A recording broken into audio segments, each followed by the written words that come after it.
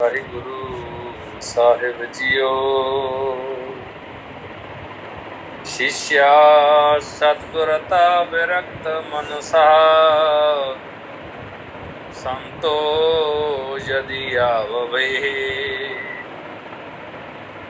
विद्या बराबर गुणः सूरायतो नोजितः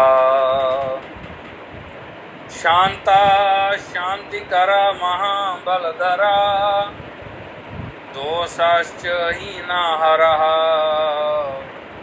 वंदे श्री गुरु नानकं हितमहं वंद्यं जतिं नाम पतिं वंदे श्री गुरु नानकं हितमहं वंद्यं जति नाम पतम्।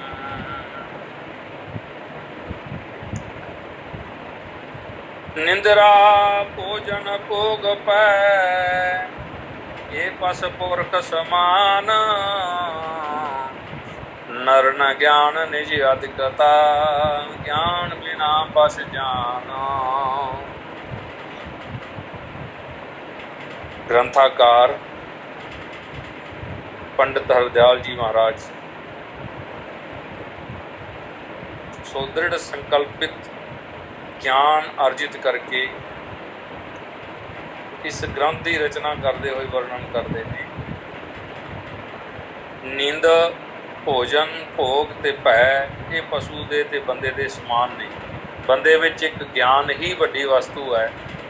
जेकर वो ज्ञान इस दे पास नहीं है इसका मतलब मन लवो भी तुसी ये पशुओं के समान है। ये शाम न विद्या न तपो न दानम न चापि शीलम न गुणो न धर्मः ते मृत्युलोके भुवि भारभूता मुच्छेन रूपेण मृगाश्चरन्ति। ग्रंथाकार कहते ये शाम न विद्या न तपो न चापि शीलम न गुणो न धर्मः ते मृत्युलोके भुवि भारभूता मनुष्य रूपेण मृगाश्चरन्ति। ग्रंथ दे विच पलथे विच ग्रंथाकार कहते ने धर्म धर्मशील तप दान गुण विद्या बिन ज्यो जंत मिरत लोक खित भारते नर बप मिर्ग विचरंत। धर्मशील तप दान गुण धर्म शील सुभाव तप की प्रकृति तप करन दी तपस्या की प्रकृति दान करन दा सुभाव गुण अर्जित करन दा भाव बनिया रहना विद्या अर्जित करन दी दृढ़ता बनी रहनी संकल्पित होए रहना उद्यमशील होए रहना। इन्हां सदगुणां तो बिना जे कोई पुरुष है इस धरती ते तां मन लवो मिरत लोक खित भार ते वो धरती का भार है। खित नाम धरती का है मिरत लोक का कहते संसार ते पृथ्वी ते वो बहुत बड़ा भार है। ते नर बप मिर्ग विचरन तो मिर्गां की तरह ही तुरया फिरदा यानी पशुओं की तरह तुरया फिरदा। ग्रंथाकार ने मिर्ग शब्द उपयोग किया ते फिर मिर्ग बारे दसन लग गए भी मिर्ग विच की गुण ने। इधर संस्कृत के श्लोक विच क्या है ना ये शाम न विद्या इहदे कोल विद्या नहीं ना तप है ना दान है ना शील सुभाव है ना गुण है ना धर्म है। ते मृत्यु लोक दे विच भुवि भार भूता वो ते भार है बड़ा वड्डा भार है उहदा ते पर मनुष्य के रूप विच मिर्ग तुरया फिरदा यानी जानवर तुरे फिरदे। कहंदे भाई ये गल भी नहीं है मिर्ग विच बड़े गुण ने। अगले श्लोक विच दसदे ने स्वर सिर त्वक मुन पलद जन सिंह जोगी दृग नार पंच गुण मृग खट दोष नर नर ते हरन उदार। स्वरे शिरो जने मासम त्वचं च ब्रह्मचारिणे मृगम ही जोगिने दद्यान ਮ੍ਰਿਗਾ ਸਤ੍ਰੀਸ਼ੂ ਚਲੋਚਨਮ। ਕਹਿੰਦੇ ਸਵਰ ਜਿਹੜਾ ਹੈ, ਸਵਰ ਦੇ ਵਸ਼ੀਭੂਤ ਹੋਇਆ ਮਿਰਗ ਆਪਣੇ ਆਪ ਨੂੰ ਕੁਰਬਾਨ ਕਰ ਦਿੰਦਾ ਹੈ। ਕੁਰਬਾਨ ਕਿੱਥੇ ਕਰਦਾ ਹੈ? ਗ੍ਰੰਥਾਕਾਰ ਕਹਿੰਦੇ ਕੁਰਬਾਨ ਕਰ ਦਿੰਦਾ ਹੈ ਘੰਡੇ ਹੇੜੇ ਦਾ ਸ਼ਬਦ ਸੁਣ ਕੇ ਆਪਣਾ ਸਿਰ ਜਾ ਕੇ ਰੱਖ ਦਿੰਦਾ। ਜਦੋਂ ਸਿਰ ਰੱਖ ਦਿੰਦਾ ਹੈ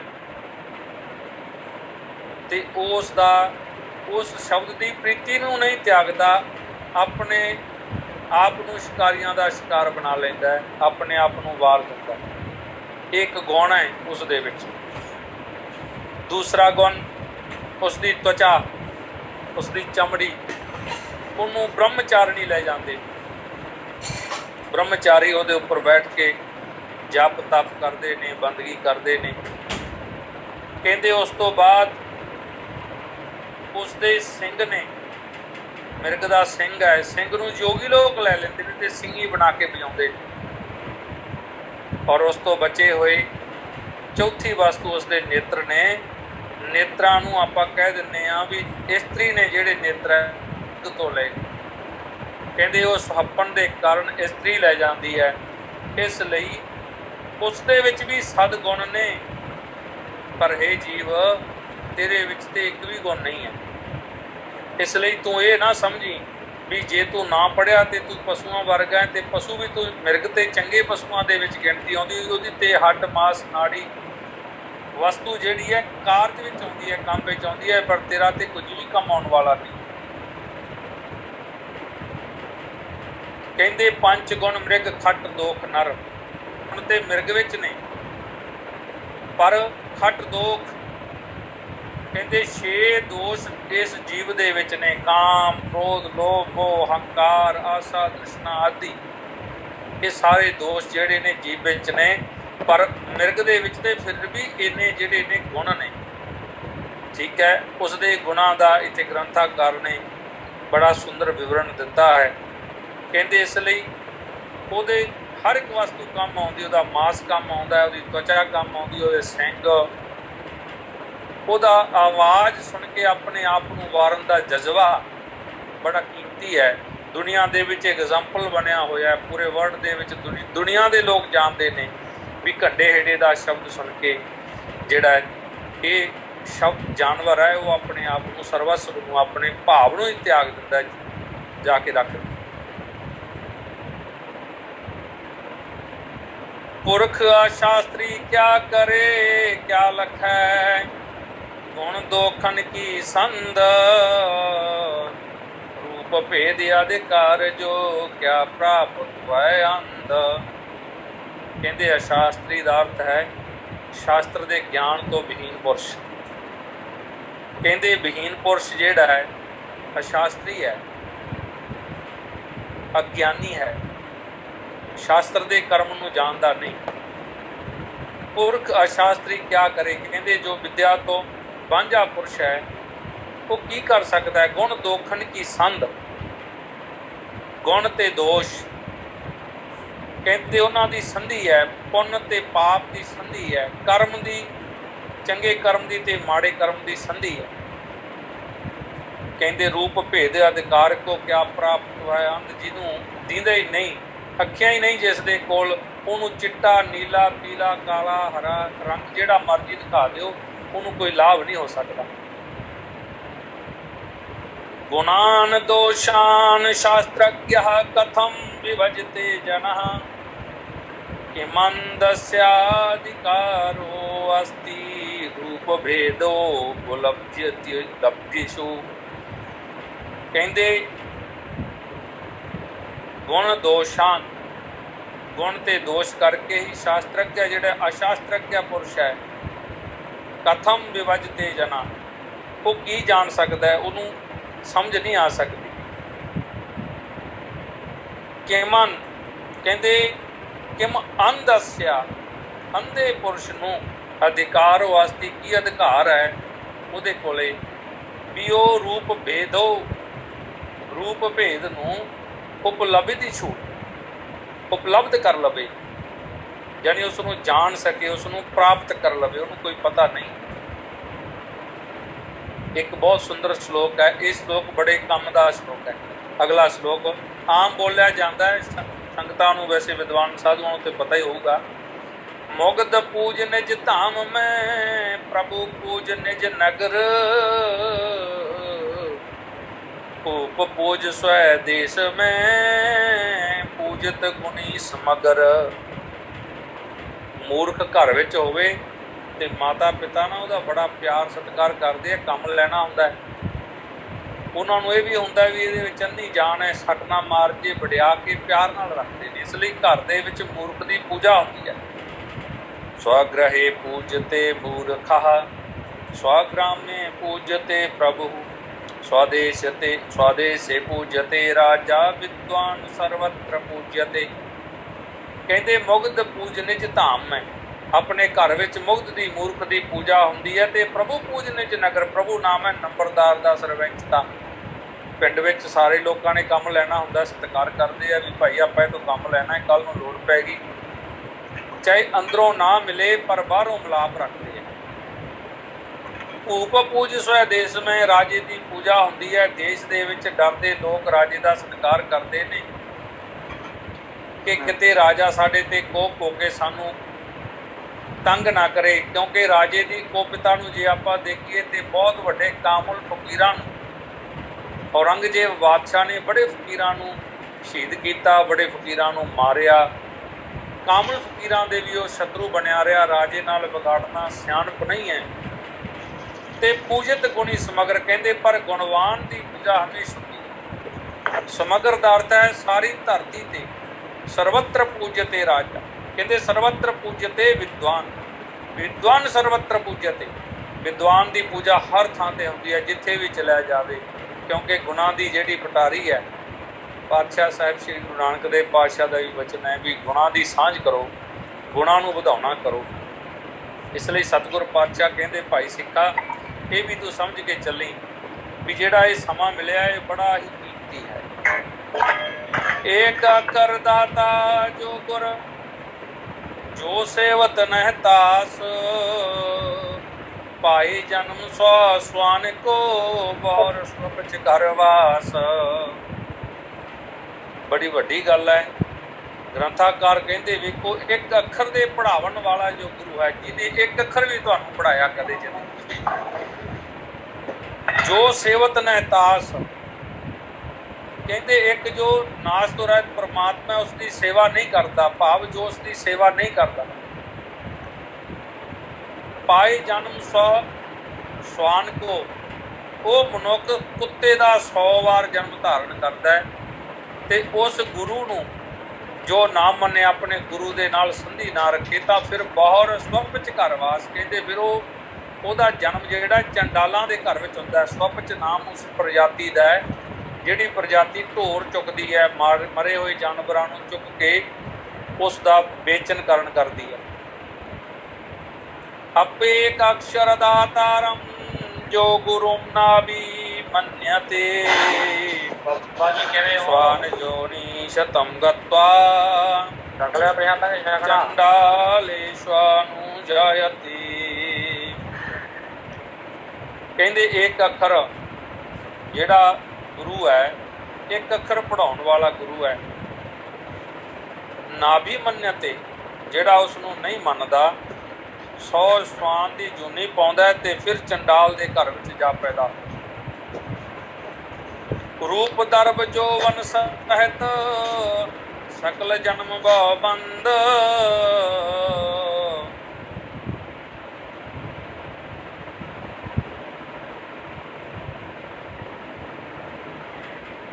ਸਕਲ ਜਨਮ ਬਹੁ ਬੰਦ,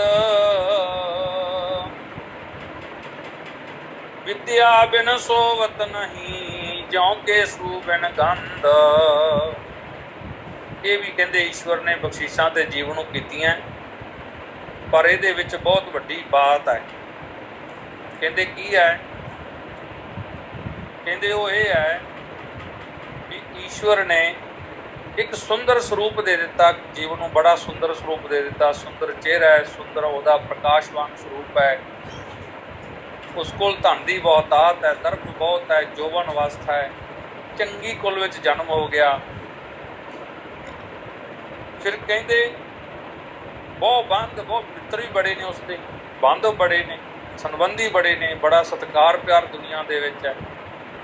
ਪਰ ਜੇਕਰ ਕਹਿੰਦੇ ਸਭ ਕੁਝ ਹੋਣ ਦੇ ਬਾਵਜੂਦ ਵੀ ਬੰਦੇ ਕੋਲ ਵਿਦਿਆ ਬਿਨ ਸੋਭਤ ਨਹੀਂ, ਜਿਉਂ ਕੇਸੂ ਬਿਨ ਗੰਧ, ਕਹਿੰਦੇ ਵਿਦਿਆ ਤੋਂ ਬਿਨਾਂ ਉਹ ਸੋਭਦਾ ਨਹੀਂ। ਜਿਵੇਂ ਕੇਸੂ ਦਾ ਫੁੱਲ ਹੈ, ਸੁੰਦਰ ਤੇ ਬੜਾ ਹੈ, ਸਾਰੇ ਗੁਣ ਨੇ ਉਸ ਵਿੱਚ, ਪਰ ਉਸ ਵਿੱਚ ਸੁਗੰਧੀ ਨਹੀਂ ਹੈ। ਕਹਿੰਦੇ ਉਹ ਸਤਿਕਾਰ ਨਹੀਂ ਪਾ ਸਕਦਾ। रूप जोवन संपन्ना विशाल कुल संभवा, विद्याहीना ना शोभ्यन्ते निर्गंधा इव किंचुका। किंचुक केसू दे फुੱਲ ਨੂੰ ਕਿਹਾ ਜਾਂਦਾ। ਕਹਿੰਦੇ ਰੂਪ ਜੋਬਨ ਸੰਪੰਨ ਵਿਸ਼ਾਲ ਕੁਲ ਸੰਭਵ, ਸਾਰਾ ਕੁਝ ਹੈ ਉਹਦੇ ਕੋਲ, ਪਰ ਵਿਦਿਆ ਤੋਂ ਬਿਨਾਂ ਸ਼ੋਭਦਾ ਨਹੀਂ ਬੰਦਾ, ਜਿਵੇਂ ਕਿੰਚੁਕਾ ਕੇਸੂ ਦਾ ਫੁੱਲ। अलंकार पट भेख बिन जदप होए करूप,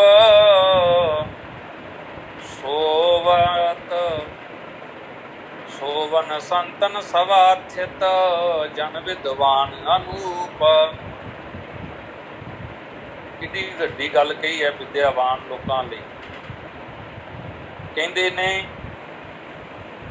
जद्यपि भवति विरूपो, वस्त्र अलंकार वेश परहीना, सज्जन सभा प्रविष्टो राज, राजति विद्याधिका पुरुषा।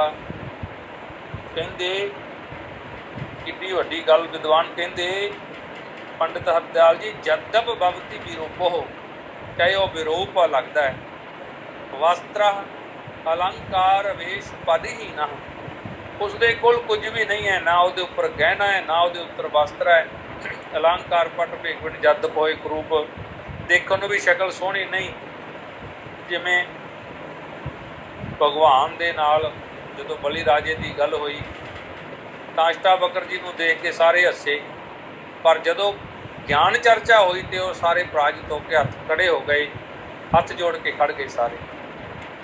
इसलिए ऐसे जिहड़े लोग सीगे ਤਾਂ ਉਹਨਾਂ ਨੇ ਫਿਰ ਜਾ ਕੇ ਜਨਕ ਰਾਜੇ ਨੂੰ ਉਪਦੇਸ਼ ਦਿੱਤਾ।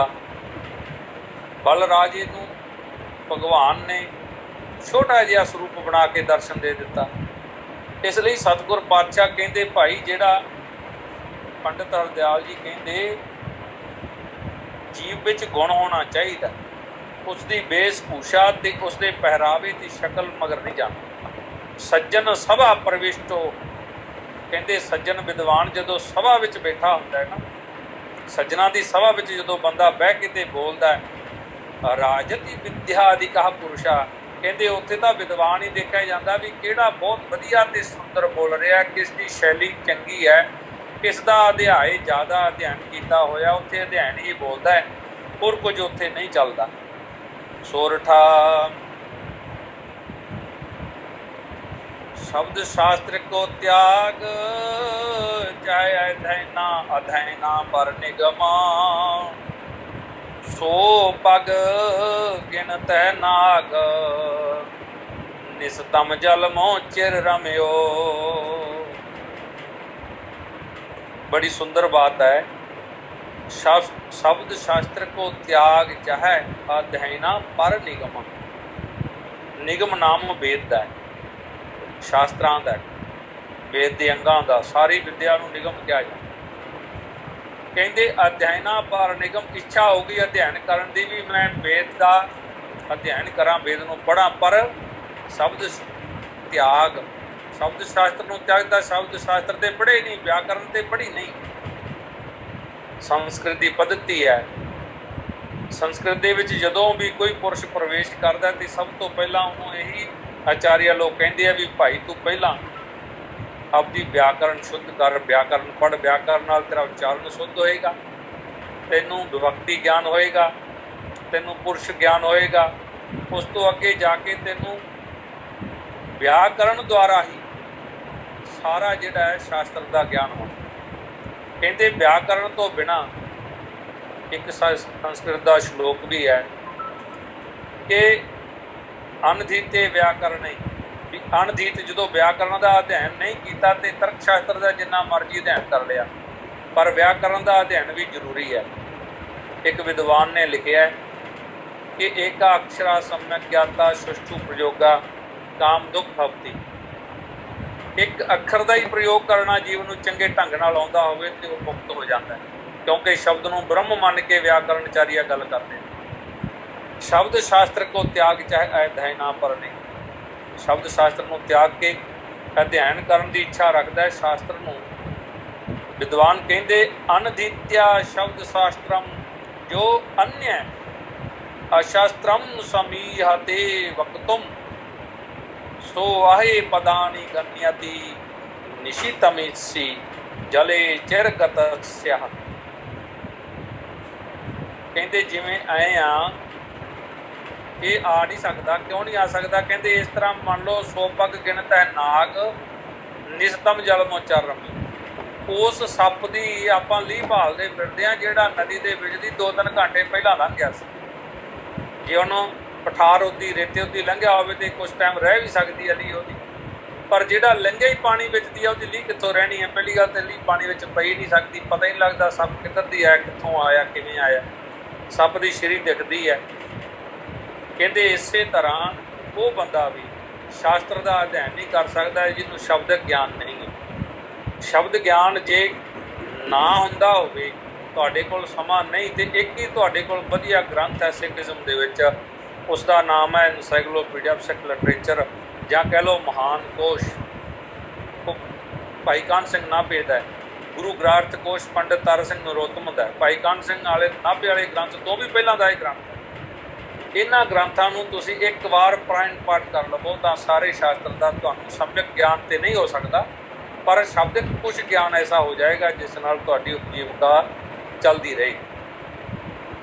ਦੋਹਰਾ ਵਿਖ ਵਿਦਿਆ ਅਭਿਆਸ ਬਿਨ ਹੋ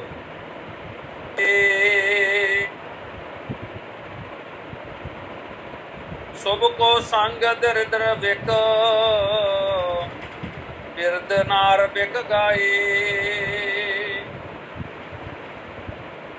ਬਹੁਤ ਵੱਡੀ ਗੱਲ ਕਈ ਗ੍ਰੰਥਾਕਾਰ ਕਹਿੰਦੇ ਅਨਭਿਆਸੇ ਵਿਸ਼ਮ ਸ਼ਾਸਤਰਮ ਆਜੀਰਣੇ ਭੋਜਨਮ ਵਿਸ਼ਮ ਵਿਸ਼ਮ ਗੋਸ਼ਟੀ ਦਰਿਦ੍ਰਸਯ ਦ੍ਰਿਦਸਯ ਤਰਣੀ ਵਿਸ਼ਮ। ਵਿਖ ਵਿਦਿਆ ਅਭਿਆਸ ਬਿਨ,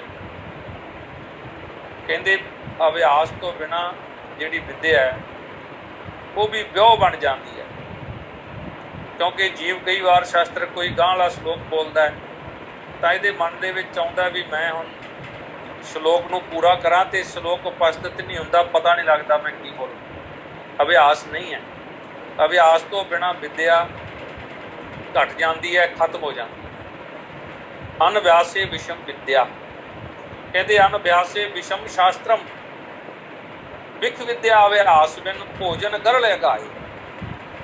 ਹੁਣ ਤੁਸੀਂ ਰੱਜੇ ਹੋਏ ਹੋ, ਪਹਿਲਾਂ ਹੀ ਪੇਟ ਫੁੱਲ ਹੈ, ਇੱਛਾ ਹੈ ਨਹੀਂ ਭੋਜਨ ਦੀ, ਤੇ ਤੁਹਾਨੂੰ ਕੋਈ ਧੱਕੇ ਨਾਲ ਭੋਜਨ ਕਰਾ ਦੇ ਤੇ ਤੁਹਾਡੇ ਭੋਜਨ ਪਚੇਗਾ ਨਹੀਂ। ਆਹ ਜੀਰਨ ਹੋਣ ਦਾ ਅਰਥ ਹੁੰਦਾ ਹੈ ਵੀ ਇੱਛਾ ਬਿਲਕੁਲ ਨਹੀਂ ਭੋਜਨ ਦੀ, ਤੇ ਫਿਰ ਭੋਜਨ ਕਰੋਗੇ ਬਿਮਾਰ ਹੋ ਜਾਓਗੇ। ਉਹਦਾ ਗਰਲ ਚਾਹੇ ਤੁਸੀਂ ਜਿੰਨਾ ਮਰਜ਼ੀ ਧੱਕੇ ਨਾਲ ਖਾ ਲਵੋ, ਨਿਕਲੇਗਾ ਬਾਹਰ, ਅੰਦਰ ਰਹੇਗਾ ਤੇ ਖਰਾਬ ਕਰੇਗਾ, ਦਰਦ ਕਰੇਗਾ, ਖਰਾਬੀ ਕਰੇਗਾ। ਸਭ ਕੋ ਸੰਗ ਦਰਿਦਰ ਵਿਕ ਕੇ ਸ਼ੁਭ ਪੁਰਸ਼ ਹੈ, 4 ਵਜੇ ਉੱਠ ਕੇ ਨਿਤਨੇਮ ਕਰਨਾ ਤੇ ਆਪਣੀ ਪ੍ਰਕਿਰਿਆ ਦੇ ਵਿੱਚ ਰਹਿਣ ਵਾਲਾ ਹੈ। ਹੁਣ ਇੱਕ ਤੇ ਸ਼ੁਭ ਪੁਰਸ਼ ਐਸਾ ਹੈ ਤੇ ਉਹਦੇ ਨਾਲ ਦਰਿਦਰੀ ਪੁਰਸ਼ ਲਾਤਾ ਆਪਾਂ, ਜਿਹਨੇ ਉੱਠਣਾ 16 ਘੰਟੇ ਸੌਣਾ, ਇੱਕ ਨੇ 4 ਘੰਟੇ ਸੌਣਾ, 5 ਘੰਟੇ ਸੌਣਾ। ਪਹਿਲੀ ਗੱਲ ਤੇ ਉਹੀ ਦੁਖੀ ਹੋ ਜੂ। ਫਿਰ ਜੇ ਇਕੱਠਿਆਂ ਨੂੰ ਕਿਤੇ ਤੁਰਨ ਦੀ ਨੌਬਤ ਆ ਗਈ ਤੇ ਉਹ 4 ਘੰਟੇ ਚੱਲੂਗਾ, 16 ਘੰਟੇ ਸੌਂਗਾ ਤੇ ਉਹ ਜਿਹੜਾ ਹੈ 16 ਘੰਟੇ ਚੱਲੂਗਾ। ਇਸ ਲਈ ਉਹਨਾਂ ਦਾ ਕਦੇ ਮਿਲਾਪ ਨਹੀਂ ਰਹਿ ਸਕਦਾ। ਗ੍ਰੰਥਾਕਾਰ ਕਹਿੰਦੇ ਸ਼ੁਭ ਕੋ ਸੰਗ ਦਰਿਦਰ ਵਿਖ, ਸ਼ੁਭ ਪਾਠ ਹੈ ਇੱਥੇ, ਸ਼ੁਭ ਕੋ ਸੰਗ ਦਰਿਦਰ ਵਿਖ। ਦਰਿਦਰੀ ਜਿਹੜਾ ਸ਼ੁਭ ਦੇ ਨਾਲ ਲਾ ਦਿਓ ਤੇ ਉਹਦੇ ਲਈ ਵੀ ਵਿਆਹ ਹੈ। ਤੇ ਬਿਰਧ ਨਾਰ ਵਿਖ ਗਾਏ, ਬਿਰਧ ਇਸਤਰੀ ਹੈ ਜਿਹੜੀ ਉਹ ਜੇ ਗਾਉਣ ਲੱਗ ਜਾਵੇ ਸ਼ਬਦ ਤੇ ਨਿਕਲਦੇ ਨਹੀਂ। ਇਸ ਲਈ ਕਹਿੰਦੇ ਭਾਈ ਸੱਜਣੋ ਉਹ ਵੀ ਗਾ ਨਹੀਂ ਸਕਦੀ। ਇਸ ਲਈ ਅਭਿਆਸ ਵਿਦਿਆ ਦਾ ਕਰਦੇ ਰਹੋ, ਭੋਜਨ ਭੁੱਖ ਲੱਗੀ ਤੋਂ ਛਕੋ, ਤੇ ਗੋਸ਼ਟੀ ਜਿਹੜੀ ਹੈ ਆਪਦੇ ਸੰਗੀਆਂ ਨਾਲ ਕਰੋ, ਉਦਮਸ਼ੀਲਾਂ ਨਾਲ ਮਿਲਾਪ ਕਰੋ। ਤੇ ਗਾਉਣ ਦੀ ਵੀ ਇੱਕ ਉਮਰ ਹੁੰਦੀ ਹੈ, ਕਾਲ ਹੁੰਦਾ, ਸਮਾਂ ਹੁੰਦਾ ਹੈ। ਉਸੇ ਸਮੇਂ ਤੇ ਹੀ ਜਿਹੜੀ ਵਿਦਿਆ ਹੈ ਉਹ ਸ਼ੁਭ ਰਹਿੰਦੀ ਹੈ। विद्या ਦੇ ਨਾਲ ਲਾਭ ਕੀ ਹੁੰਦੇ? विद्या कैसी चीज़ है जिथे भी जाओगे नाल जाएगी। दास ने मैं अदर स्टेटां दे विच बहुत घुम्मिया, मैं देखिया भी जे तुहाडे कोल विद्या है तुसीं जिथे भी जाओगे तुहानूं सज्जन मिलू ते तुहानूं सत्कार प्यार भी मिलू। जिथे तुहानूं कोई नहीं जानदा उत्थे भी विद्या तुहाडी चमत्कार करूगी। ते साडे महापुरुष निर्मले कहंदे हुंदे आ लवेरी विद्या लवेरी, जिथे चितमंद आ उत्थे चोलो तुसीं, उत्थे तुहानूं दुੱਧ मिलेगा, सब कुछ मिलेगा। विद्या कोल होनी चाहिए। ते इत्थे ग्रंथाकार बड़ा सुंदर कहंदे ने, माता वत रखिया करे पिता जिवें हितकार, करे नार ज्यों प्रेम बहु सो कटार सुखकार। कहंदे विद्या ऐसी है माता दे समान ते प्यार करदी है। मातेव रक्षति पितेव हितम करोति, कांतेव चावी रम्या अभिविहंति शोकम। कहते अभिहंति शोकम, कहते शोक नूं हंत कर दिंदी है, खत्म कर दिंदी। मातेव रक्षति, माता की तरह रखिया करती है, पिता की तरह हित करती है, ते ये शोक नूं टाल दिंदी है। करे नार ज्यों प्रेम बहु सो कटार सुखकार। इस्त्री प्रेम करती है तो शोक टुट जाता है, मन उलासित हो जाता है। उस तरह कहते विद्या है जिस दे कोल हुंदी है तो अपने श्लोक पढ़ पढ़ के ही आनंदित होता रहता है। विद्या करोति निकल खलु बंधु कार्यम, सौख्यम चा कीर्ति मातुलाम गुरुताम चलोगे। कहते जिहड़ी विद्या है, विद्या करोति निकल खलु बंधु कार्य। ये पंजाबी विच श्लोक है, विद्या बांधव ज्यों सकल कार्य देत सवार, दायक तीरथ दरब की ताते पड़े उदार। विद्या कैसी? कहते प्यारे संबंधियां दे वांग सारे काम कर देती है। विद्वानां दे काम संगत साडे भी मान लो सारे स्थानां ते ही हैं, संगति सारे कारजां दी सारे सिस्टम की जिम्मेवार बन के आपे करी जा। तुहाडे कोल गुण होना चाहिए। दायक कीरत दरब की ताते पड़े उदार। कहते दुनिया दे विच धन भी दिंदी है, कीर्ति भी दिंदी है, दरब भी दिंदी है, सब कुछ दिंदी है, विद्या ही दिंदी है। इसलिए विद्या नूं पढ़ना चाहिए। तो की करना चाहिए? अगले श्लोक में लिखते हैं, सहस गुना विद्या पदे पुना पुना अभ्यास, रसनाग्रह निस दिन वसै ज्यों जल नीचे वास। सहस नाम हजार दा है। सहस्र गुणिता विद्या सतशा परिकीर्तिता, आगच्छेतति वज्रवाग्रे स्थानम निमन्मिवादकम। कहते सहस्र गुणिताम विद्या, हजार गुण विद्या जिहड़ी है ये बढ़ती रहिंदी है। शतशा प्रकीर्तिता, ते इसका तुसी अभ्यास करते रहो, ये सदा ही बढ़ती रहेगी, प्रकृति देगी, तुहाडी उपमा कराएगी।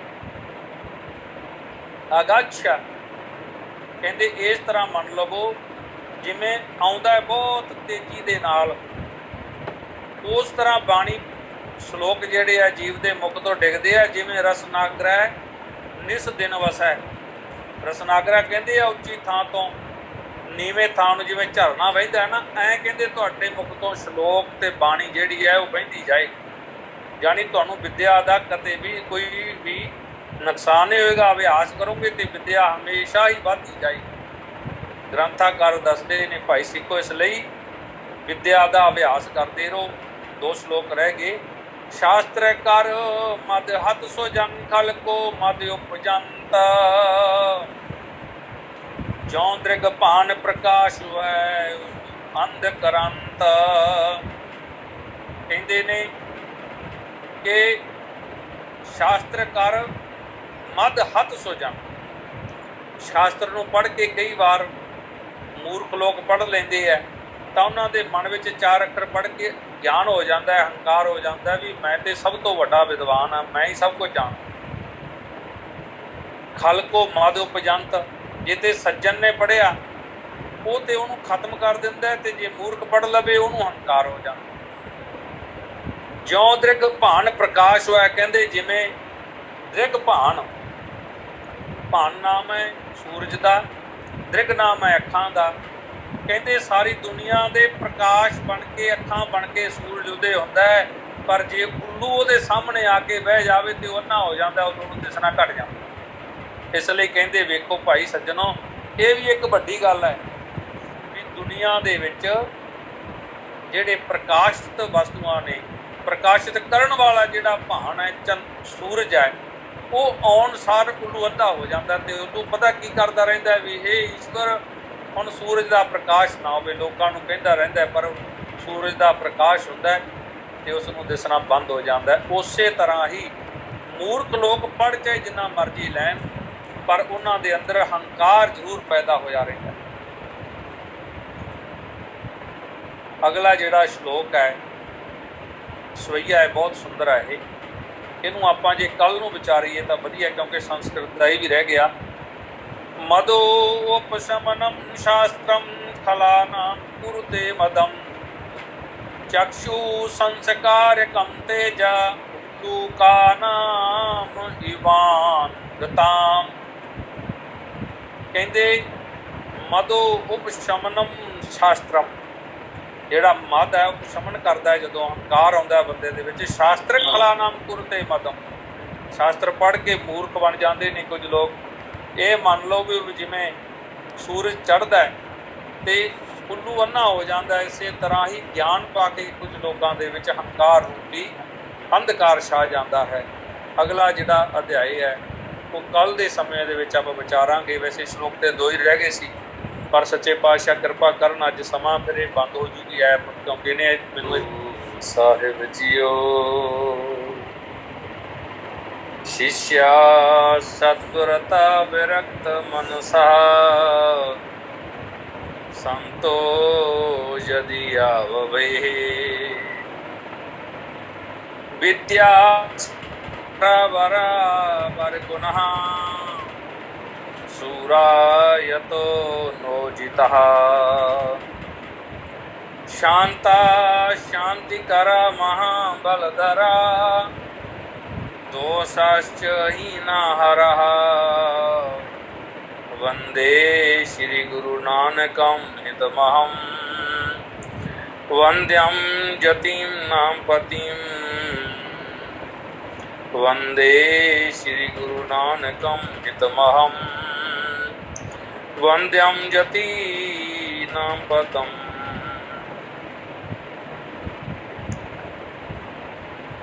निंद्रा भोजन भोग पै ये पस पुरख समान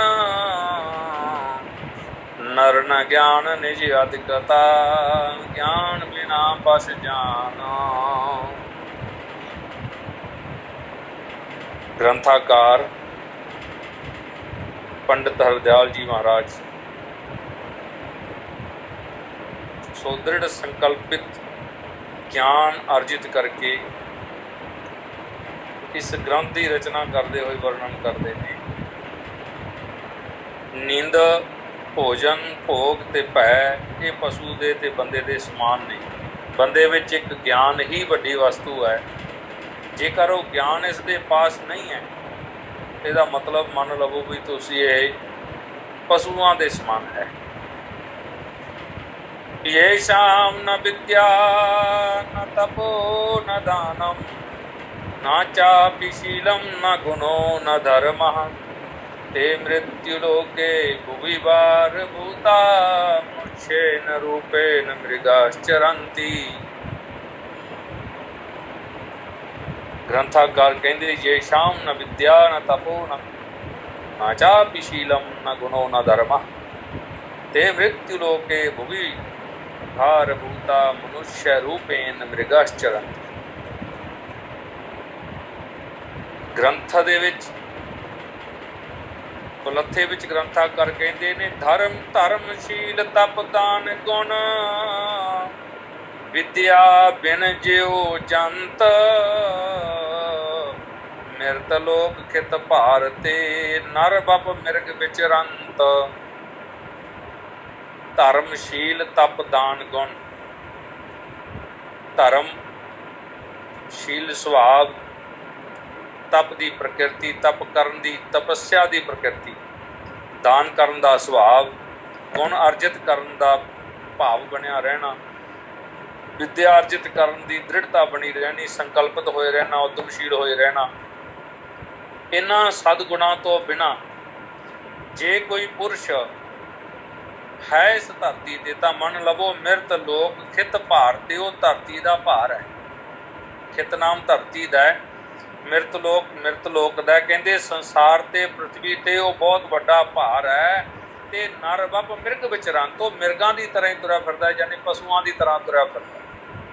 ਗ੍ਰੰਥਾਕਾਰ ਨੇ ਮਿਰਗ ਸ਼ਬਦ ਉਪਯੋਗ ਕੀਤਾ ਤੇ ਫਿਰ ਮਿਰਗ ਬਾਰੇ ਦੱਸਣ ਲੱਗ ਗਏ ਵੀ ਮਿਰਗ ਵਿੱਚ ਕੀ ਕੀ ਗੁਣ ਨੇ। ਇੱਧਰ ਸੰਸਕ੍ਰਿਤ ਦੇ ਸ਼ਲੋਕ ਵਿੱਚ ਕਿਹਾ ਹੈ, ਨਾ ਯੇਸ਼ਾਮ ਨਾ ਵਿਦਿਆ, ਇਹਦੇ ਕੋਲ ਵਿਦਿਆ ਨਹੀਂ, ਨਾ ਤਪ ਹੈ, ਨਾ ਦਾਨ ਹੈ, ਨਾ ਸ਼ੀਲ ਸੁਭਾਵ ਹੈ, ਨਾ ਗੁਣ ਹੈ, ਨਾ ਧਰਮ ਹੈ। ਤੇ ਮਿਰਤੂ ਲੋਕ ਦੇ ਵਿੱਚ ਭੁਵੀ ਭਾਰ ਭੂਤਾ, ਉਹ ਤੇ ਭਾਰ ਹੈ, ਬੜਾ ਵੱਡਾ ਭਾਰ ਹੈ ਉਹਦਾ। ਤੇ ਪਰ ਮਨੁੱਖ ਦੇ ਰੂਪ ਵਿੱਚ ਮਿਰਗ ਤੁਰਿਆ ਫਿਰਦਾ, ਯਾਨੀ ਜਾਨਵਰ ਤੁਰੇ ਫਿਰਦੇ। ਕਹਿੰਦੇ ਭਾਈ ਇਹ ਗੱਲ ਵੀ ਨਹੀਂ ਹੈ, ਮਿਰਗ ਵਿੱਚ ਬੜੇ ਗੁਣ ਨੇ। ਅਗਲੇ ਸ਼ਲੋਕ ਵਿੱਚ ਦੱਸਦੇ ਨੇ, ਸਵਰ ਸਿਰ ਤਵਕ ਮੁਨ ਪਲਦ ਜਨ, ਸਿੰਘ ਜੋਗੀ ਦ੍ਰਿਗ ਨਾਰ, ਪੰਚ ਗੁਣ ਮ੍ਰਿਗ ਖਟ ਦੋਸ਼ ਨਰ, ਨਰ ਤੇ ਹਰਨ ਉਦਾਰ। ਸਵਰੇ ਸ਼ਿਰੋ ਜਨੇ ਮਾਸਮ, त्वचं च ब्रह्मचारिणे, मृगम ही जोगिने दद्यान, मृगा स्त्रीषु चलोचनम। कहते स्वर जेड़ा है, स्वर दे वशीभूत होया मिरग अपने आप नूं कुर्बान कर दिंदा है। कुर्बान कित्थे करदा है? ग्रंथाकार कहते कुर्बान कर दिंदा है, घंडे हेड़े का शब्द सुन के अपना सिर जाके रख दिंदा। जदों सिर रख दिंदा है तो उस शब्द की प्रीति नूं नहीं त्यागदा, अपने आप नूं शिकारियां दा शिकार बना लैंदा है, अपने आप नूं वार दिंदा है। एक गुण है उस दे विच। दूसरा गुण उसकी त्वचा, उसकी चमड़ी, ਉਹਨੂੰ ब्रह्मचारिणी ले जाते। ब्रह्मचारी ਉਹਦੇ ਉੱਪਰ बैठ के जप तप करते ने, बंदगी करते ने। कहते उस तो बाद उसके सिंह ने, मिरग का सिंह है, सिंह नूं जोगी लोग ले लेंदे ने ते सिंगी बना के बजाउंदे। और उस तो बचे हुए चौथी वस्तु उसके नेत्र ने। नेत्रां नूं आपां कह दिंदे आ भी इस्त्री ने जिहड़े नेत्र तो ले, कहते वो सुहप्पण के कारण इस्त्री लै जाती है। इसलिए उस दे विच भी सदगुण ने, पर हे जीव तेरे विच ते एक भी गुण नहीं है। इसलिए तू ये ना समझी भी जे तू ना पढ़िया तो तू पशुओं वर्गा है, तो पशु भी तू मिरग ते चंगे पशुओं के विच गिणती आउंदी, उहदी ते हड्ड मास नाड़ी वस्तु जिहड़ी है कारज विच आउंदी है, काम विच आउंदी है, पर तेरा ते कुछ भी काम आउण वाला नहीं। कहते पंच गुण मृग खट दोख नर, हुण ते मिरग विच ने, पर खट दोख कहते 6 दोष इस जीव दे विच ने। काम, क्रोध, लोभ, मोह, हंकार, आसा, तृष्णा आदि, ये सारे दोष जिहड़े ने जीव विच ने, पर मिरग दे विच ते फिर भी इन्ने जिहड़े ने गुण ने। ठीक है, उस दे गुणां दा इत्थे ग्रंथाकार ने बड़ा सुंदर विवरण दिता है। कहते इसलिए ਉਹਦੇ हर एक वस्तु काम आउंदी, ਉਹਦਾ मास काम आउंदा है, ਉਹਦੀ त्वचा काम आउंदी, ਉਹਦੇ ਸਿੰਗ, ਉਹਦਾ आवाज़ सुन के अपने आप ਨੂੰ ਵਾਰਨ ਦਾ ਜਜ਼ਬਾ बड़ा कीमती है। दुनिया ਦੇ ਵਿੱਚ एग्जाम्पल ਬਣਿਆ ਹੋਇਆ है, पूरे वर्ल्ड ਦੇ ਵਿੱਚ दुनिया ਦੇ लोग जानते हैं भी घंडे हेड़े का शब्द सुन के जिहड़ा ये शब्द जानवर है वो अपने आप को सर्वस्व को अपने भाव को ही त्याग दिंदा जाके रख। पुरख अशास्त्री क्या करे क्या लखै, गुण दोखन की संद, रूप भेद अधिकार जो क्या प्राप्त वै अंध। कहते अशास्त्री का अर्थ है शास्त्र के ज्ञान तो विहीन पुरुष। कहते विहीन पुरुष जिहड़ा है अशास्त्री है, अज्ञानी है, शास्त्र के कर्म नूं जानदा नहीं। पुरख अशास्त्री क्या करे, कहते जो विद्या तो वांझा पुरुष है वो की कर सकता है। गुण दोखन की संध, गुण ते दोष कहते उन्हां दी संधि है, पुण्य ते पाप की संधि है, कर्म की चंगे कर्म की ते माड़े कर्म की संधि है। कहते रूप भेद अधिकार को क्या प्राप्त है अंध, जिन्हों दींदा ही नहीं, अखियां ही नहीं जिस दे कोल, उन्होंने चिट्टा नीला पीला काला हरा रंग जिहड़ा मर्जी दिखा दिओ उन्होंने कोई लाभ नहीं हो सकता। गुणान दोषान शास्त्रज्ञ कथम विभजते जनः, किमंदस्याधिकारो अस्ति रूप भेदो उपलब्ध्यति लब्धिषु। कहते गुण दोषान, गुण ते दोष करके ही शास्त्रज्ञ जिहड़ा अशास्त्रज्ञ पुरुष है कथम विभजते जना, वो की जान सकता है, उन्होंने समझ नहीं आ सकती। किमन कहते किम अंधस्या, अंधे पुरुष नूं अधिकार वास्ते की अधिकार है उहदे कोले भी वो रूप भेदो, रूप भेद नूं उपलब्धि छू उपलब्ध कर लवे, यानी उसनूं जान सके, उसनूं प्राप्त कर लवे, उन्होंने कोई पता नहीं। एक बहुत सुंदर श्लोक है, ये श्लोक बड़े कम का श्लोक है। अगला श्लोक आम बोलिया जाता है, संगतां नूं वैसे विद्वान साधुओं तो पता ही होगा। मुग्ध पूज निज धाम में, प्रभु पूज निज नगर, भूप पूज स्वै देश में, पूजत गुणी समगर। मूर्ख घर विच होवे ते माता पिता ना उहदा बड़ा प्यार सत्कार करदे आ, कम लैना हुंदा है, उन्हां नूं इह भी हुंदा भी इहदे विच अन्नी जान है, सट ना मार के वडिया के प्यार नाल रखदे ने, इसलिए घर दे विच मूर्ख दी पूजा हुंदी है। स्वगृहे पूजते मूर्खः, स्वग्रामे पूजते प्रभु, स्वदेशे पूजते राजा, विद्वान सर्वत्र पूज्यते। कहते मुग्ध पूज निज धाम में, अपने घर विच मुग्ध दी मूर्ख दी पूजा हुंदी है, ते प्रभु पूज निज नगर, प्रभु नाम है नंबरदार दा, सरपंच दा। पिंड विच सारे लोगों ने काम लैना हुंदा, सत्कार करते हैं भी भाई आपां तो काम लैना है, कल नूं लोड़ पैगी, चाहे अंदरों ना मिले पर बाहरों मिलाप रखते हैं। भूप पूज स्वै देश में, राजे की पूजा हुंदी है, देश दे विच डरदे लोग राजे का सत्कार करते हैं कि किते राजा साडे ते कोप हो के सानू तंग ना करे, क्योंकि राजे की कोपिता नूं जे आपां देखीए ते बहुत वड्डे कामुल फकीरां नूं, औरंगजेब बादशाह ने बड़े फकीरां नूं शहीद किया, बड़े फकीरां नूं मारिया, कामुल फकीरां दे भी वो शत्रु बनया रहा, राजे नाल विगाड़ना सियाणप नहीं है। ते पूजित गुणी समगर कहते, पर गुणवान की पूजा हमेशा होती। समगर का अर्थ है सारी धरती ते, सर्वत्र पूजते राजा, कहते सर्वत्र पूजते विद्वान, विद्वान सर्वत्र पूजते। विद्वान की पूजा हर थां ते होंदी है, जिथे भी चलिया जाए, क्योंकि गुणां की जिहड़ी पटारी है, पातशाह साहिब श्री गुरु नानक देव पातशाह का भी वचन है भी गुणां की सांझ करो, गुणां नूं वधाउणा करो। इसलिए सतगुर पातशाह कहते भाई सिक्खा ये भी तू समझ के चली भी जिहड़ा ये समा मिलिया है बड़ा ही कीमती है। एक करदाता जो गुर जो सेवत नह तास, पाई जन्म स्वान को बहुर सुख घर वास। बड़ी वड्डी गल है ਗ੍ਰੰਥਾਕਾਰ ਕਹਿੰਦੇ ਵੇਖੋ ਇੱਕ ਅੱਖਰ ਦੇ ਪੜ੍ਹਾਉਣ ਵਾਲਾ ਜੋ ਗੁਰੂ ਹੈ, ਜਿਹਨੇ ਇੱਕ ਅੱਖਰ ਵੀ ਤੁਹਾਨੂੰ ਪੜ੍ਹਾਇਆ ਕਦੇ ਜ਼ਿੰਦਗੀ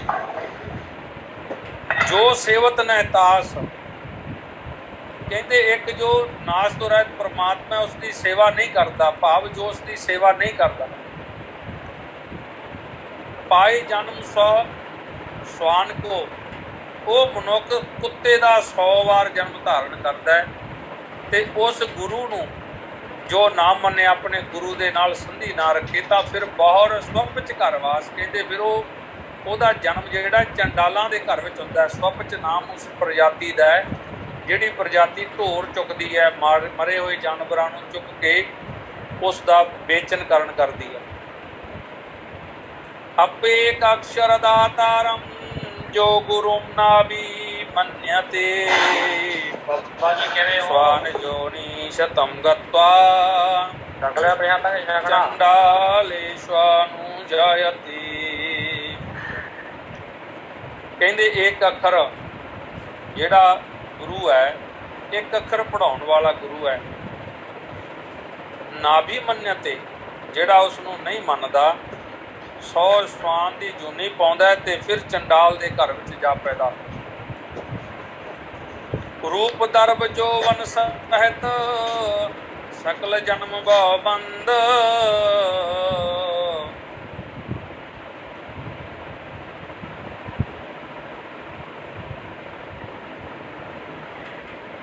ਸਕਲ ਜਨਮ ਭਉ ਬੰਦ।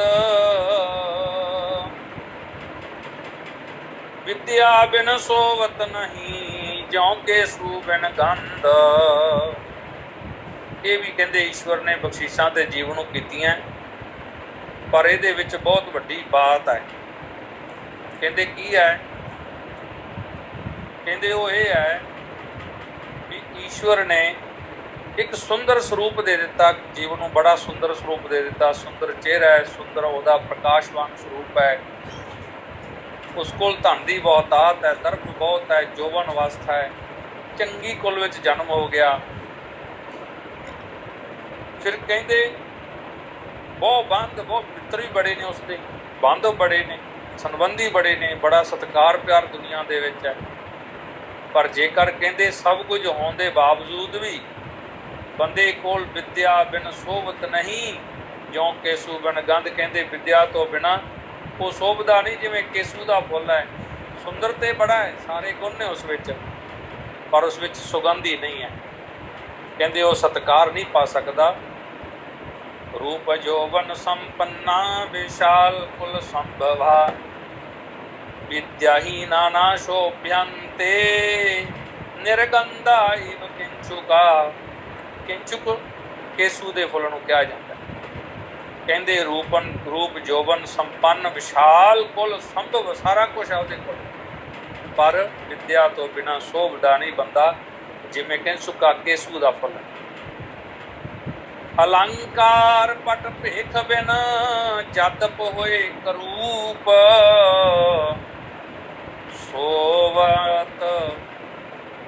ਸੋਵਨ ਸੰਤਨ ਸਵਾਥਿਤ ਜਨ ਵਿਦਵਾਨ ਅਨੂਪ।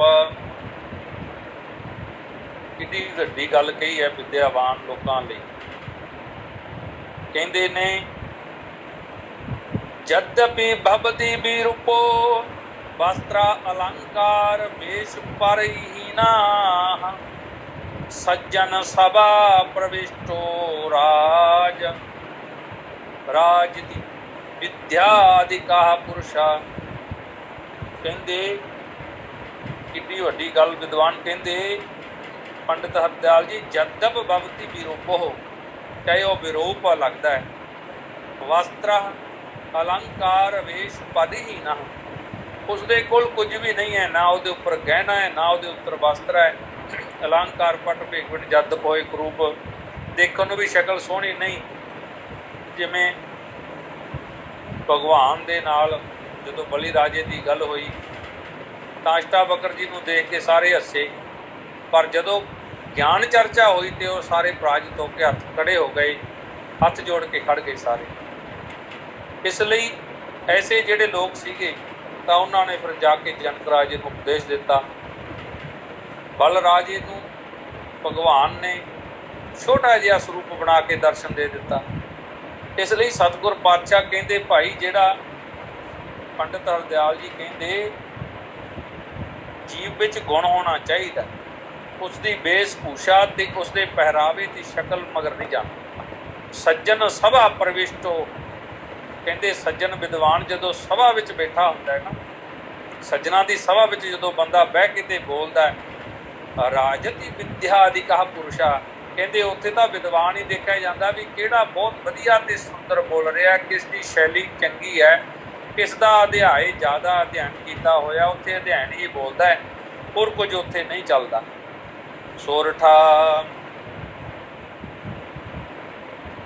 ਸ਼ਬਦ ਸ਼ਾਸਤਰ ਕੋ ਤਿਆਗ, ਚਾਹੇ ਅਧੈਨਾ ਅਧੈਨਾ ਪਰ ਨਿਗਮਾ, ਸੋ ਪਗ ਗਿਨਤੈ ਨਾਗ, ਨਿਸਤਮ ਜਲ ਮੋ ਚਿਰ ਰਮਿਓ। बड़ी सुंदर बात है। शब्द शास्त्र को त्याग चाहे अध्ययना पर निगम। निगम नाम वेद का है, शास्त्रां का वेद के अंगां का, सारी विद्या नूं निगम कहा जाता। कहते अध्ययना पर निगम, इच्छा होगी अध्ययन करन दी भी मैं वेद का अध्ययन करा, वेद नूं पढ़ा, पर शब्द त्याग, शब्द शास्त्र नूं त्यागदा, शब्द शास्त्र ते पढ़े नहीं, व्याकरण ते पढ़ी नहीं। संस्कृत की पद्धति है, संस्कृत दे विच जदों भी कोई पुरुष प्रवेश करदा ते सब तो पहला उन्होंने यही आचार्य लोग कहते हैं भी भाई तू पहला अपनी व्याकरण शुद्ध कर, व्याकरण पढ़, व्याकरण नाल तेरा उच्चारण शुद्ध होएगा, तैनूं विभक्ति ज्ञान होएगा, तैनूं पुरुष ज्ञान होएगा, उस तो अगे जाके तैनूं व्याकरण द्वारा ही सारा जिहड़ा है शास्त्र का ज्ञान होना। कहते व्याकरण तो बिना, एक संस्कृत का श्लोक भी है कि अनधीते व्याकरण भी, अनधीत जो व्याकरण का अध्ययन नहीं किया तो तर्क शास्त्र का जिन्ना मर्जी अध्ययन कर लिया, पर व्याकरण का अध्ययन भी जरूरी है। एक विद्वान ने लिखा है कि एका अक्षरा सम्यक ज्ञाता सुष्ठु प्रयोगा काम दुख भवती। एक अखर का ही प्रयोग करना जीवन में चंगे ढंग नाल आउंदा होवे ते वो मुक्त हो जाता है, क्योंकि शब्द नूं ब्रह्म मान के व्याकरणचारी गल करते हैं।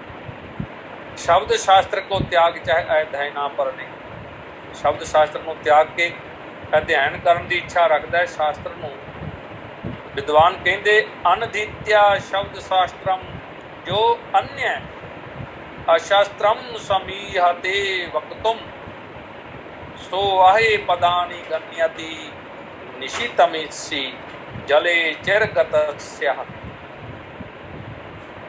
कहते जिमें आए आ ये आ नहीं सकता, क्यों नहीं आ सकता? कहते इस तरह मान लो सो पग गिनत है नाग निस्तम जल मोचरम, उस सप की आप लीह भालते फिरते हैं जिहड़ा नदी के विच दी 2-3 घंटे पहला लंघ गया सी।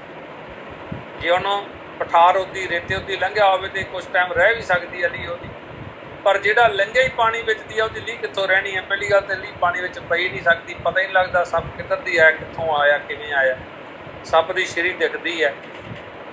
कहते इसे तरह वो बंदा भी शास्त्र का अध्ययन नहीं कर सकता जिन्होंने शब्द ज्ञान नहीं है। शब्द ज्ञान जे ना हुंदा होवे, तुहाडे कोल समा नहीं तो एक ही तुहाडे कोल वधिया ग्रंथ है सिखिज्म दे विच, उसका नाम है एनसाइक्लोपीडिया ऑफ सिख लिटरेचर, ਜਾਂ कह लो महान कोश, भाई कान सिंह नाभे का है। गुरु ग्रंथ कोश पंडित तारा सिंह नरोत्तम का है। भाई कान सिंह वाले नाभे वाले ग्रंथ तो भी पहला का यह ग्रंथ है। इन्होंने ग्रंथों को तुसीं एक बार प्राण पाठ कर लवो तो सारे शास्त्र का तुहानूं सम्यक ज्ञान तो नहीं हो सकता, पर शब्दिक कुछ ज्ञान ऐसा हो जाएगा जिस नाल तुहाडी उपजीविका चलती रहेगी। दोहरा विख विद्या अभ्यास बिना हो,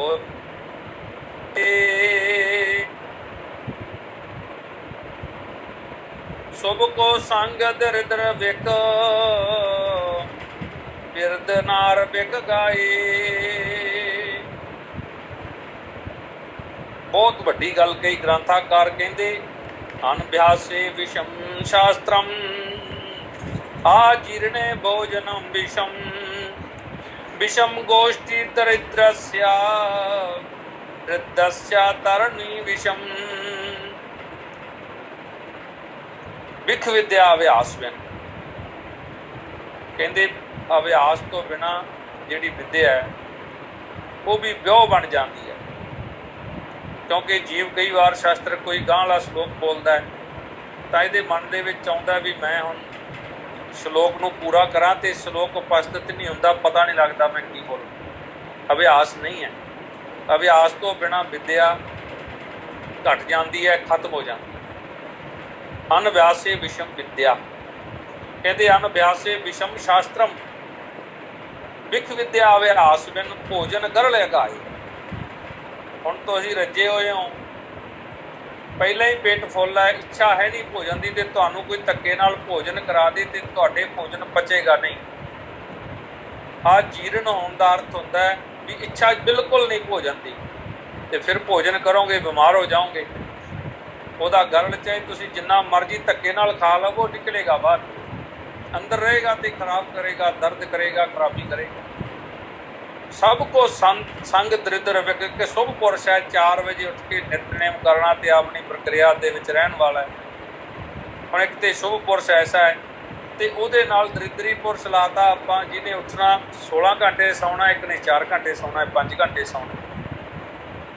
पहली गल तो वही दुखी हो जू, फिर जे इकट्ठिया कितने तुरन की नौबत आ गई तो वह 4 घंटे चलूगा, 16 घंटे सहूगा तो वह जोड़ा है 16 घंटे चलूगा। इसलिए उन्होंने कदे मिलाप नहीं रह सकता। ग्रंथाकार कहते शुभ को संग दरिद्र विख, शुभ पाठ है इतने, शुभ को संग दरिद्र विख, दरिद्री जोड़ा शुभ के नाल ला दो तो वो भी ब्याह है। तो बिरध नार विख गाए, बिरध स्त्री है जी वो जे गाउन लग जाए शब्द तो निकलते नहीं, इसलिए कहते भाई सज्जनों वो भी गा नहीं सकती। इसलिए अभ्यास विद्या का करते रहो, भोजन भुख लगी तो छको, तो गोष्ठी जिहड़ी है आपदे सगियां नाल करो, उद्यमशीलों नाल मिलाप करो। तो गाउन की भी एक उम्र होती है, काल होंदा है, समा होंदा है। उस समय ते ही जिहड़ी विद्या है वो शुभ रहिंदी है। विद्या दे नाल लाभ की होंदे, विद्या कैसी चीज़ है जिथे भी जाओगे नाल जाएगी। दास ने मैं अदर स्टेटां दे विच बहुत घुम्मिया, मैं देखिया भी जे तुहाडे कोल विद्या है तुसीं जिथे भी जाओगे तुहानूं सज्जन मिलू ते तुहानूं सत्कार प्यार भी मिलू। जिथे तुहानूं कोई नहीं जानदा उत्थे भी विद्या तुहाडी चमत्कार करूगी। ते साडे महापुरुष निर्मले कहंदे हुंदे आ लवेरी विद्या लवेरी, जिथे चित मंदा उत्थे चोलो तुसीं, उत्थे तुहानूं दुੱਧ मिलेगा, सब कुछ मिलेगा। विद्या कोल होनी चाहिए। ते इत्थे ग्रंथाकार बड़ा सुंदर कहंदे ने माता बत रखिया करे पिता जीवे हितकार, करे नार ज्यों प्रेम बहु सो कटार सुख कर। कहते विद्या ऐसी है माता दे समान ते प्यार करती है। माते विरक्षति पिते विहितम करोति, कांते बचावी रम्या अभिहंति शोकम। कहते अभिहंति शोकम, कहते शोक नूं हंत कर दिंदी है, खत्म कर दिंदी। माते विरक्षति, माता की तरह रखिया करती है, पिता की तरह हित करती है, ते ये शोक नूं टाल दिंदी है। करे नार ज्यों प्रेम बहु सो कटार सुखकार, स्त्री प्रेम करती है तो शोक टुट जाता है, मन उलासित हो जाता है। उस तरह कहते विद्या है जिस दे कोल हुंदी है तो अपने श्लोक पढ़ पढ़ के ही आनंदित होता रहता है। विद्या करोति निकल खलु बंधु कार्यम, सौख्यम चा कीर्ति मातुलाम गुरुताम चलोके। कहते जिहड़ी विद्या है विद्या करोति निकल खलु बंधु कार्यम, ये पंजाबी में श्लोक है विद्या बांधव ज्यों सकल कार्य देत सवार, दायक तीरथ दरब की ताते पड़े उदार। विद्या कैसी कहते प्यारे संबंधियों के वांग सारे काम कर देती है। विद्वाना के काम संगत साढ़े भी मान लो सारे स्थानों ते ही हैं, ਸੰਗਤੀ ਸਾਰੇ ਕਾਰਜਾਂ ਦੀ, ਸਾਰੇ ਸਿਸਟਮ ਦੀ ਜ਼ਿੰਮੇਵਾਰ ਬਣ ਕੇ ਆਪੇ ਕਰੀ ਜਾਂਦੀ। ਤੁਹਾਡੇ ਕੋਲ ਗੁਣ ਹੋਣਾ ਚਾਹੀਦਾ। ਦਾਇਕ ਕੀਰਤ ਦਰਬ ਕੀ ਤਾਤੇ ਬੜੇ ਉਦਾਰ। ਕਹਿੰਦੇ ਦੁਨੀਆ ਦੇ ਵਿੱਚ ਧਨ ਵੀ ਦਿੰਦੀ ਹੈ, ਕੀਰਤੀ ਵੀ ਦਿੰਦੀ ਹੈ, ਦਰਬ ਵੀ ਦਿੰਦੀ ਹੈ, ਸਭ ਕੁਝ ਦਿੰਦੀ ਹੈ, ਵਿਦਿਆ ਹੀ ਦਿੰਦੀ ਹੈ। ਇਸ ਲਈ ਵਿਦਿਆ ਨੂੰ ਪੜ੍ਹਨਾ ਚਾਹੀਦਾ। ਤੇ ਕੀ ਕਰਨਾ ਚਾਹੀਦਾ? ਅਗਲੇ ਸ਼ਲੋਕ ਵਿੱਚ ਲਿਖਦੇ ਨੇ, ਸਹਸ ਗੁਣਾ ਵਿਦਿਆ ਪਦੇ ਪੁਨਾ ਪੁਨਾ ਅਭਿਆਸ। ਰਸਨਾਗ੍ਰਹਿ ਨਿਸ ਦਿਨ ਵਸੈ ਜਿਉ ਜਲ ਨੀਚੇ ਵਾਸ। ਸਹਸ ਨਾਮ ਹਜ਼ਾਰ ਦਾ ਹੈ। ਸਹਸਰ ਗੁਣਿਤਾ ਵਿਦਿਆ ਸਤਸ਼ਾ ਪਰਿਕੀਰਤਿਤਾ। ਆਗਾਛੇ ਤਤੀ ਵਜ੍ਹਵਾਗ੍ਰੇ ਸਥਾਨਮ ਨਿਮਨਮਿਵਾਦਕ ਬੋਧਕਮ। ਕਹਿੰਦੇ ਸਹਸਰ ਗੁਣਿਤਾਮ ਵਿਦਿਆ, ਹਜ਼ਾਰ ਗੁਣ ਵਿਦਿਆ ਜਿਹੜੀ ਹੈ ਇਹ ਵੱਧਦੀ ਰਹਿੰਦੀ ਹੈ। ਸ਼ਤਸ਼ਾਹ ਪ੍ਰਕਿਰਤਿਤਾ, ਤੇ ਇਸ ਦਾ ਤੁਸੀਂ ਅਭਿਆਸ ਕਰਦੇ ਰਹੋ, ਇਹ ਸਦਾ ਹੀ ਵੱਧਦੀ ਰਹੇਗੀ। ਪ੍ਰਕਿਰਤੀ ਦੇਗੀ, ਤੁਹਾਡੀ ਉਪਮਾ ਕਰਾਏਗੀ। ਅਗਾਛਾ ਕਹਿੰਦੇ ਇਸ ਤਰ੍ਹਾਂ ਮੰਨ ਲਵੋ ਜਿਵੇਂ ਆਉਂਦਾ ਬਹੁਤ ਤੇਜ਼ੀ ਦੇ ਨਾਲ, ਉਸ ਤਰ੍ਹਾਂ ਬਾਣੀ ਸ਼ਲੋਕ ਜਿਹੜੇ ਆ ਜੀਵ ਦੇ ਮੁਖ ਤੋਂ ਡਿੱਗਦੇ ਆ। ਜਿਵੇਂ ਰਸਨਾਗ੍ਰਹਿ ਨਿਸ ਦਿਨ ਵਸੈ।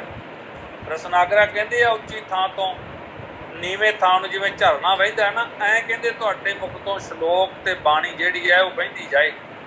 ਯਾਨੀ ਤੁਹਾਨੂੰ ਵਿਦਿਆ ਦਾ ਕਦੇ ਵੀ ਕੋਈ ਵੀ ਨੁਕਸਾਨ ਨਹੀਂ ਹੋਏਗਾ। ਅਭਿਆਸ ਕਰੋਗੇ ਤੇ ਵਿਦਿਆ ਹਮੇਸ਼ਾ ਹੀ ਵੱਧਦੀ ਜਾਏਗੀ। ਗ੍ਰੰਥਾਕਾਰ ਦੱਸਦੇ ਨੇ ਭਾਈ ਸਿੱਖੋ, ਇਸ ਲਈ ਵਿਦਿਆ ਦਾ ਅਭਿਆਸ ਕਰਦੇ ਰਹੋ। 2 ਸ਼ਲੋਕ ਰਹਿ ਗਏ। ਸ਼ਾਸਤਰ ਕਰ ਮਦ ਹੱਥ ਸੋ ਜਨ ਖਲ ਕੋ ਮਦ ਉਪਜੰਤ। ਜਉ ਦ੍ਰਿਗ ਭਾਨ ਪ੍ਰਕਾਸ਼ ਹੋਇ ਅੰਧ ਕਰੰਤ। ਕਹਿੰਦੇ ਨੇ ਕਿ ਸ਼ਾਸਤਰ ਕਰ ਮਦ ਹੱਥ ਸੋ ਜਨ। ਸ਼ਾਸਤਰ ਨੂੰ ਪੜ੍ਹ ਕੇ ਕਈ ਵਾਰ ਮੂਰਖ ਲੋਕ ਪੜ੍ਹ ਲੈਂਦੇ ਆ, ਤਾਂ ਉਹਨਾਂ ਦੇ ਮਨ ਵਿੱਚ 4 ਅੱਖਰ ਪੜ੍ਹ ਕੇ ਗਿਆਨ ਹੋ ਜਾਂਦਾ ਹੈ, ਹੰਕਾਰ ਹੋ ਜਾਂਦਾ ਵੀ ਮੈਂ ਤੇ ਸਭ ਤੋਂ ਵੱਡਾ ਵਿਦਵਾਨ ਹਾਂ, ਮੈਂ ਹੀ ਸਭ ਕੁਝ ਜਾਣਦਾ। ਖਲ ਕੋ ਮਦ ਉਪਜੰਤ, ਜੇ ਤੇ ਸੱਜਣ ਨੇ ਪੜ੍ਹਿਆ ਉਹ ਤੇ ਉਹਨੂੰ ਖਤਮ ਕਰ ਦਿੰਦਾ, ਤੇ ਜੇ ਮੂਰਖ ਪੜ੍ਹ ਲਵੇ ਉਹਨੂੰ ਹੰਕਾਰ ਹੋ ਜਾਂਦਾ। ਜਿਉਂ ਦ੍ਰਿਗ ਭਾਨ ਪ੍ਰਕਾਸ਼ ਹੋਇਆ, ਕਹਿੰਦੇ ਜਿਵੇਂ ਦ੍ਰਿਗ ਭਾਨ, ਭਾਨ ਨਾਮ ਹੈ ਸੂਰਜ ਦਾ, ਦ੍ਰਿਗ ਨਾਮ ਹੈ ਅੱਖਾਂ ਦਾ। ਕਹਿੰਦੇ ਸਾਰੀ ਦੁਨੀਆ ਦੇ ਪ੍ਰਕਾਸ਼ ਬਣ ਕੇ, ਅੱਖਾਂ ਬਣ ਕੇ ਸੂਰਜ ਉਦੇ ਹੁੰਦਾ ਹੈ, ਪਰ ਜੇ ਉੱਲੂ ਉਹਦੇ ਸਾਹਮਣੇ ਆ ਕੇ ਬਹਿ ਜਾਵੇ ਤੇ ਉਹ ਅੰਨਾ ਹੋ ਜਾਂਦਾ, ਉਹਨੂੰ ਦਿਸਣਾ ਘੱਟ ਜਾਂਦਾ। ਇਸ ਲਈ ਕਹਿੰਦੇ ਵੇਖੋ ਭਾਈ ਸੱਜਣੋ, ਇਹ ਵੀ ਇੱਕ ਵੱਡੀ ਗੱਲ ਹੈ ਵੀ ਦੁਨੀਆ ਦੇ ਵਿੱਚ ਜਿਹੜੇ ਪ੍ਰਕਾਸ਼ਿਤ ਵਸਤੂਆਂ ਨੇ, ਪ੍ਰਕਾਸ਼ਿਤ ਕਰਨ ਵਾਲਾ ਜਿਹੜਾ ਭਾਣ ਹੈ, ਸੂਰਜ ਹੈ, ਉਹ ਆਉਣ ਸਾਰ ਉੱਲੂ ਅੱਧਾ ਹੋ ਜਾਂਦਾ। ਤੇ ਉੱਲੂ ਪਤਾ ਕੀ ਕਰਦਾ ਰਹਿੰਦਾ ਵੀ ਹੇ ਈਸ਼ਵਰ, ਹੁਣ ਸੂਰਜ ਦਾ ਪ੍ਰਕਾਸ਼ ਨਾ ਹੋਵੇ। ਲੋਕਾਂ ਨੂੰ ਕਹਿੰਦਾ ਰਹਿੰਦਾ, ਪਰ ਸੂਰਜ ਦਾ ਪ੍ਰਕਾਸ਼ ਹੁੰਦਾ ਤੇ ਉਸ ਨੂੰ ਦਿਸਣਾ ਬੰਦ ਹੋ ਜਾਂਦਾ। ਉਸੇ ਤਰ੍ਹਾਂ ਹੀ ਮੂਰਖ ਲੋਕ ਪੜ੍ਹ ਚਾਹੇ ਜਿੰਨਾ ਮਰਜ਼ੀ ਲੈਣ, ਪਰ ਉਹਨਾਂ ਦੇ ਅੰਦਰ ਹੰਕਾਰ ਜ਼ਰੂਰ ਪੈਦਾ ਹੋਇਆ ਰਹਿੰਦਾ। ਅਗਲਾ ਜਿਹੜਾ ਸ਼ਲੋਕ ਹੈ ਸਵਈਆ ਹੈ, ਬਹੁਤ ਸੁੰਦਰ ਹੈ ਇਹ। ਇਹਨੂੰ ਆਪਾਂ ਜੇ ਕੱਲ ਨੂੰ ਵਿਚਾਰੀਏ ਤਾਂ ਵਧੀਆ, ਕਿਉਂਕਿ ਸੰਸਕ੍ਰਿਤ ਦਾ ਹੀ ਵੀ ਰਹਿ ਗਿਆ। ਮਦੋ ਉਪਸ਼ਮਨਮ ਸ਼ਾਸਤਰਮ ਖਲਾਨਾਮ ਕੁਰੁਤੇ ਮਦਮ। ਚਕਸ਼ੂ ਸੰਸਕਾਰਕਮ ਤੇਜਾ ਲੋਕਾਨਾਮ ਇਵਾਨ ਗਤਾਮ। ਕਹਿੰਦੇ ਮਦੋ ਉਪਸ਼ਮਨਮ ਸ਼ਾਸਤਰਮ, ਜਿਹੜਾ ਮਦ ਹੈ ਉਪਸ਼ਮਨ ਕਰਦਾ ਹੈ ਜਦੋਂ ਹੰਕਾਰ ਆਉਂਦਾ ਬੰਦੇ ਦੇ ਵਿੱਚ। ਸ਼ਾਸਤਰ ਖਲਾਨਾਮ ਕੁਰਤੇ ਮਦਮ, ਸ਼ਾਸਤਰ ਪੜ੍ਹ ਕੇ ਮੂਰਖ ਬਣ ਜਾਂਦੇ ਨੇ ਕੁਝ ਲੋਕ।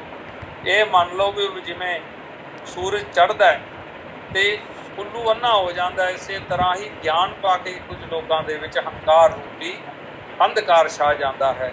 ਅਗਲਾ ਜਿਹੜਾ ਅਧਿਆਇ ਹੈ ਉਹ ਕੱਲ੍ਹ ਦੇ ਸਮੇਂ ਦੇ ਵਿੱਚ ਆਪਾਂ ਵਿਚਾਰਾਂਗੇ। ਵੈਸੇ ਸ਼ਲੋਕ ਤੇ 2 ਹੀ ਰਹਿ ਗਏ ਸੀ, ਪਰ ਸੱਚੇ ਪਾਤਸ਼ਾਹ ਕਿਰਪਾ ਕਰਨ ਅੱਜ ਸਮਾਂ ਫਿਰ ਇਹ ਬੰਦ ਹੋ ਜੂਗੀ ਐਪ, ਕਿਉਂਕਿ ਇਹਨੇ ਮੈਨੂੰ